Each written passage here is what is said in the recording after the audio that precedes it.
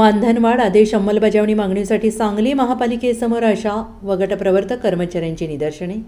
राज्यातील आशा व गटप्रवर्तक महिला कर्मचारी मानधनवाढीबाबतचा अध्यादेश 2 महिने उलटून देखील काढला नसल्याच्या निषेधार्थ सांगली महापालिकेसमोर आशा व गटप्रवर्तक महिला कर्मचाऱ्यांकडून आंदोलन करण्यात आलं आहे।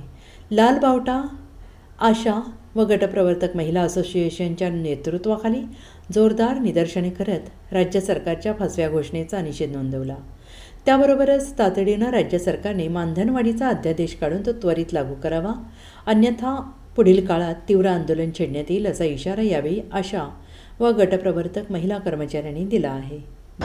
महाराष्ट्रातील 76,000 आशा व गटप्रवर्तक गेल्या 12 तारखेपासून बेमुदत संपावर आहेत। आम्ही नोव्हेंबर महिन्यामध्ये 23 दिवसाचा संप केलेला होता।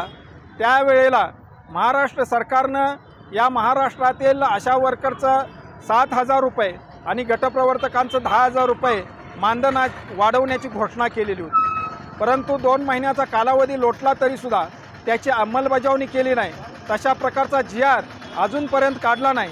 म्हणून आज आम्ही महापालिकेसमोर या सांगली शहरातल्या आशा वर्कर्स जे आहेत त्यांनी निदर्शनं केलेली आहेत। भविष्य काळामध्ये मानधनवाढीचा GR जर काढला नाही तरी आम्हाला याच्यापेक्षा अधिक तीव्र आंदोलन करावं लागेल, हा इशारा आम्ही आज आपल्या माध्यमातून देणार आहोत। Bureau report SBN Marathi Sangli.